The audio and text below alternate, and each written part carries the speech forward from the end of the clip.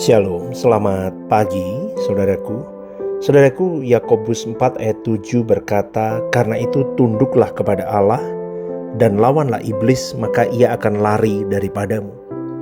Ada kalimat dalam Alkitab yang sering kita sukai bagian akhirnya, tetapi kita abaikan bagian awalnya, yaitu kalimat lawanlah iblis, maka ia akan lari daripadamu. Banyak orang ingin iblis lari, tetapi tidak mau tunduk kepada Allah. Pada peperangan rohani tidak dimulai dari kemampuan kita mengusir iblis. Peperangan rohani itu dimulai dari ketundukan total kita kepada Allah. Seseorang tidak mungkin efektif melawan kuasa kegelapan sementara dirinya masih memberi ruang kepada kegelapan melalui dosa yang dia pelihara. Maka dari itu melawan iblis bukan sekedar mengucapkan kalimat-kalimat rohani, tetapi melawan iblis berarti menolak segala sesuatu yang memang bertentangan dengan kehendak Allah. Kita harus mengerti, saudaraku, ketika kita melawan iblis berarti poin pertama yang harus kita tahu adalah musuh terbesar itu bukan selalu yang ada di luar diri kita. Ini poin pertama yang harus kita tangkap. Kita sering membayangkan peperangan rohani sebagai sesuatu yang spektakuler. Ada gangguan setan, serangan supranatural, manifestasi kuasa gelap, dan masih banyak lagi lainnya. Tetapi Alkitab membawa kita kepada peperangan yang jauh lebih dalam. Iblis bekerja dengan melalui godaan, kebohongan, penipuan, fitnah, kepahitan, ketamakan, apalagi kompromi sama dosa. Dia bekerja dengan cara begitu, saudaraku. Maka dari itu medan peperangan yang paling serius itu bukan di luar diri kita, tetapi medan pertempuran itu ada di dalam hati dan pikiran manusia itu sendiri. Ingat, iblis tidak harus membuat seseorang meninggalkan gereja untuk menghancurkan orang itu. Cukup membuat orang tetap berada di gereja, tetapi berhenti bertumbuh di dalam yang namanya kekudusan. Dia nggak bertumbuh dalam kekudusannya, tapi dia tetap di gereja. Maka tidak perlu membuat seseorang berhenti berbicara tentang Tuhan. Cukup membuatnya berbicara tentang Tuhan sambil tetap melakukan dosa. Iblis tidak perlu membuat seseorang menyangkal bahwa ada Tuhan.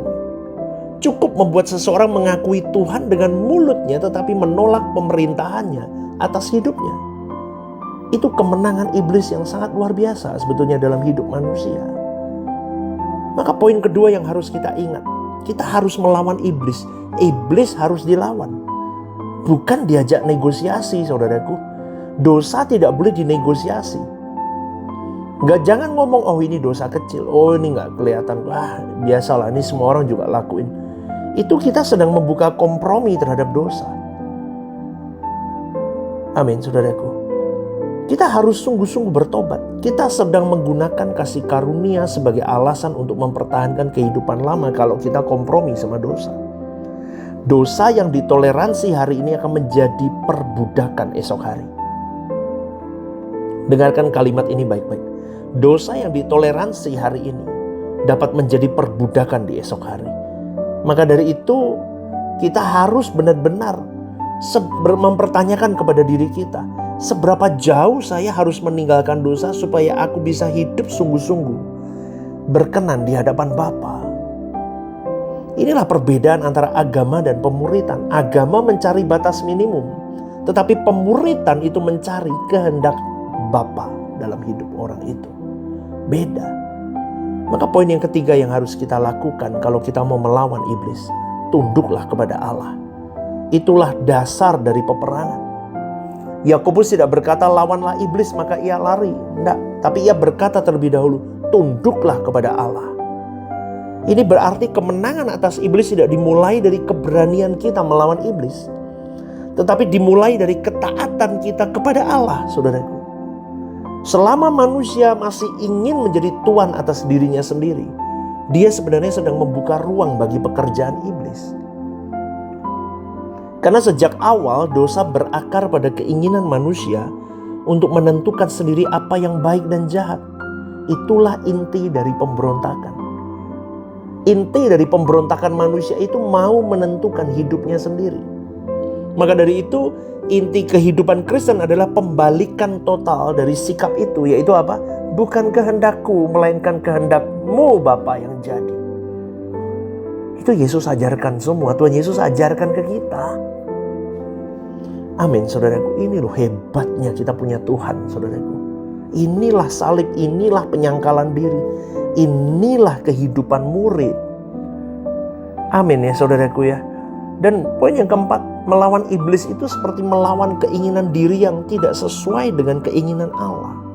Itu kita harus jujur loh saudaraku, seringkali yang kita sebut sebagai dalam tanda kutip serangan iblis, sebenarnya itu adalah keinginan kita sendiri yang tidak kita lawan. Yakobus 1:14 berkata, tiap-tiap orang dicobai oleh keinginannya sendiri, karena ia diseret dan dipikat olehnya. Artinya apa? Tidak semua pencobaan itu dapat kita letakkan begitu saja pada iblis. Oh, ini kerjaan setan ini. Gak bisa. Ada bagian yang menjadi tanggung jawab manusia di dalamnya. Kenapa pastor ngomong begitu? Karena kita punya kehendak. Kita punya pilihan. Kita punya tanggung jawab moral. Karena itu jangan menggunakan iblis sebagai alasan untuk dosa yang kita pilih sendiri. Iblis bisa menggoda, tetapi manusia harus bisa tetap bertanggung jawab atas setiap respon yang dia ambil. Amin, saudaraku. Amin ya. Maka waktu kalau kita lihat cerita di Taman Eden waktu itu, Adam gak bisa ngomong, ular yang buat saya makan kok Tuhan. Gak bisa dong. Ya kan? Sama dong dengan manusia hari ini. Terus menerus ngomongnya, saya jatuh karena iblis yang goda saya kok Tuhan. Gak bisa saudaraku. Maka melawan iblis itu berarti melawan keinginan diri kita yang memang tidak sesuai dengan hati Bapa, yang dimana Allah juga tidak menikmatinya. Maka kita harus berani berkata, saya harus bertanggung jawab atas setiap pilihan saya. Maka dari itu saya harus bertobat setiap saat. Amin saudaraku. Dan poin kelima, kalau kita berkata melawan iblis itu, poin yang kelima yang saya temukan adalah peperangan rohani itu adalah peperangan untuk menjadi manusia outstanding di mata Allah.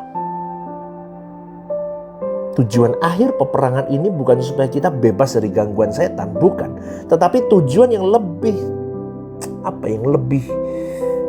tinggi itu adalah supaya aku dimiliki dan memiliki Bapa dan Tuhan Yesus utuh. Ngerti ya saudaraku? Itu keberuntungan manusia yang sesungguhnya. Itu kekayaan manusia yang sesungguhnya. Dimiliki dan memiliki Tuhan. Ditemukan dan menemukan Tuhan. Efesus 6:11 berkata, kenakanlah seluruh perlengkapan senjata Allah supaya kamu dapat bertahan melawan tipu muslihat iblis. Perhatikan kalimatnya, tipu muslihat.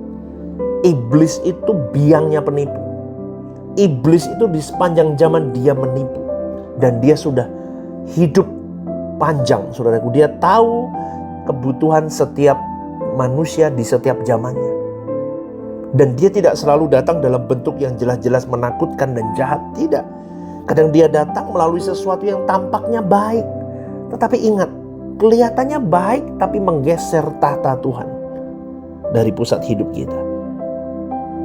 Dia bisa datang berupa kesuksesan yang akhirnya menggeser Tuhan dan dia jadi berhala. Iblis bisa datang melalui pelayanan dan kemudian pelayanan itu jadi berhala. Iblis bisa datang melalui keluarga dan keluarga anakmu, pasanganmu, orang tuamu bisa jadi berhala dalam hidupmu. Iblis bisa juga datang dengan bentuk uang. Dan kemudian uang itu menggeser Tuhan dan menjadi berhala dalam hidupmu. Bahkan pelayanan kepada Tuhan dapat berubah menjadi sarana membangun kerajaan untuk dirinya sendiri. Wah, ini menakutkan saudaraku. Maka dari itu peperangan rohani menuntut kepekaan terhadap kebenaran yang murni. Makanya belajar firman itu yang murni saudaraku. Kau harus mengenal firman yang murni. Kau harus menguji pikiranmu, hatimu, perasaanmu. Bedakan kehendak Allah dan bedakan tentang keinginan diri. Cerdaslah spiritual supaya engkau bisa menemukan kehendak Bapa. Amin saudaraku. Karena ada orang yang sibuk melakukan peperangan rohani tetapi tidak serius membangun karakter dirinya. Padahal kemenangan rohani bukan tentang mengusir sesuatu, tetapi tentang bagaimana kau dan saya bisa mengisi kehidupan 24 jam 7 hari setiap detiknya dengan kebenaran. Efesus 4 ayat 27 berkata, dan janganlah beri kesempatan kepada iblis. Jangan beri kesempatan kepada iblis.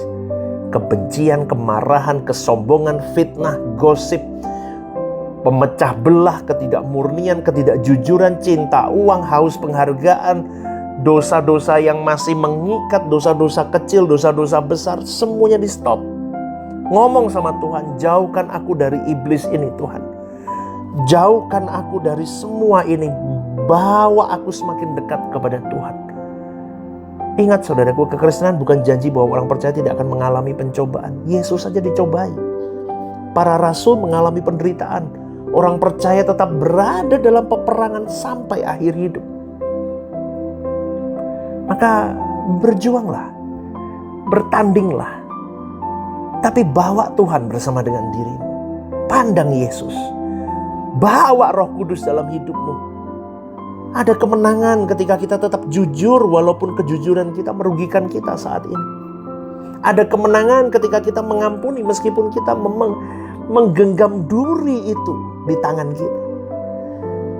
Kemenangan terbesar bukan ketika kita berhasil mendapatkan apa yang kita inginkan, tetapi ketika kita berhasil tetap melakukan apa yang Bapa kehendaki. Itu kemenangan sejati kita. Maka sekali lagi saudaraku yang terkasih, lawanlah iblis. Bukan besok. Bukan ketika kita sudah merasa kuat. Bukan. Tetapi sekarang, hari ini. Lawanlah setiap pikiran yang bertentangan dengan firman. Lawanlah setiap keinginan yang membawa kita kepada dosa. Lawanlah kesombongan. Lawanlah cinta dunia. Lawanlah ketidakjujuran. Lawanlah ketidakbenaran. Lawanlah kompromi. Lawanlah semua hal. Dan matikan manusia lama kita. Dan yang terutama, tunduklah kepada Allah. Sebab kita tidak dipanggil untuk hidup sebagai manusia yang terus-menerus menjadi manusia yang gagal dan gagal. Kita dipanggil untuk menjadi murid Kristus yang dewasa, yang berakar dalam kebenaran, hidup dalam kekudusan, dan bertanggung jawab atas setiap keputusan hidup kita. Amin saudaraku. Jangan mencari kemenangan dengan cara spektakuler, tapi gagal dalam ketaatan sederhana. Amin saudaraku, kita mau berjuang bersama. Latihlah dirimu untuk tetap berdiri dalam kebenaran sampai garis akhir. Amin ya, semoga renungan ini jadi berkat. Kita bersama-sama melawan iblis dalam hidup kita. Renungan The Message. Jesus is our message. Tuhan Yesus memberkati. Shalom saudaraku yang terkasih di dalam Tuhan. Ada program baru yang bernama Are You Okay? Ini adalah program yang memang diadakan bagi saudara-saudari yang rindu atau ingin didoakan. Mungkin saudara-saudari sedang mengalami pergumulan-pergumulan hidup yang sulit, yang berat, menghadapi masalah-masalah yang tidak mudah. Saudara-saudari bisa klik di formulir online yang tertera atau scan barcode di situ. Anda bisa tuliskan di sana apa yang menjadi pergumulan masalah Anda yang ingin didoakan. Tujuannya satu, Anda tidak merasa sendiri.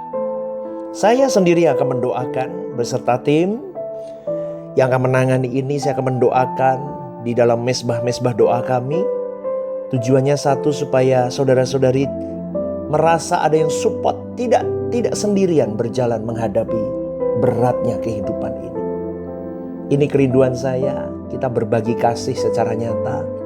Dan kiranya program baru ini bisa menjadi berkat untuk kita semua. Tuhan Yesus memberkati.